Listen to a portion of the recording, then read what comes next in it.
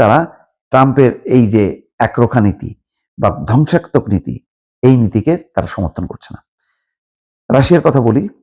ইরানের সঙ্গে চলমান উত্তেজনা নিরসনে যুক্তরাষ্ট্রকে আলটিমেটাম বা হুমকির ভাষা পরিহারের আহ্বান জানিয়েছে রাশিয়া। মস্কোর পক্ষ থেকে বলা হয়েছে, সংঘাত না বাড়িয়ে ওয়াশিংটনের উচিত আলোচনার টেবিলে ফিরে আসা। এটা ইরানও তো তাই চায়, স্থায়ী যুদ্ধ বন্ধের ব্যাপারে আলোচনা শুরু হোক, এবং পাকিস্তানের উদ্যোগকে স্বাগত জানিয়েছে, প্রশংসা করেছে যে পাকিস্তান এই উদ্যোগ নিয়েছে। রুশ পররাষ্ট্র মন্ত্রণালয় জানিয়েছে, পররাষ্ট্রমন্ত্রী সের্গেই লাভরভ ইরানের পররাষ্ট্রমন্ত্রী আব্বাস আরাগচির সঙ্গে টেলিফোনে কথা বলেছেন। ফোনালাপে লাভরভ আশা প্রকাশ করেন যে যুদ্ধ প্রশমিত করার চলমান প্রচেষ্টাগুলো সফল হবে। তিনি বলেন, যুক্তরাষ্ট্র যদি হুমকির ভাষা ত্যাগ করে পরিস্থিতিকে আলোচনার ধারায় ফিরিয়ে আনে, তবেই তার সংকট সমাধানে সহায়ক হবে। রুশ পররাষ্ট্র মন্ত্রণালয়ের বিবৃতিতে আরো বলা হচ্ছে, দুই দেশই জাতিসংঘ নিরাপত্তা পরিষদ সহ সব পক্ষকে এমন কোনো পদক্ষেপ নেওয়া থেকে বিরত থাকার আহ্বান জানিয়েছে যা রাজনৈতিক এবং কূটনৈতিক উপায়ে সংকট সমাধানের অবশিষ্ট সুযোগগুলোকে নষ্ট করতে পারে।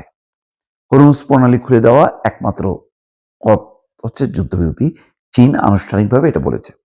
চীনের পররাষ্ট্রমন্ত্রী ইয়াং ই বলেছেন, পারস্য উপসাগরের কৌশলগতভাবে গুরুত্বপূর্ণ হরমুজ প্রণালীতে জাহাজ চলাচলের সমস্যা সমাধানের একমাত্র এবং প্রধান উপায় হলো একটি যুদ্ধবিরতিতে পৌঁছানো।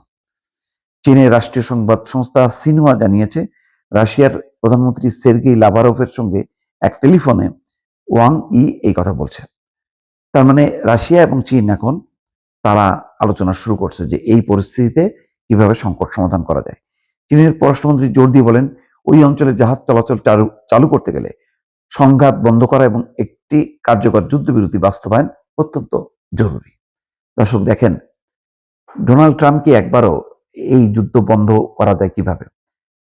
শক্তিধর দুটি দেশ চীন এবং রাশিয়ার সাথে আলোচনা করেনি।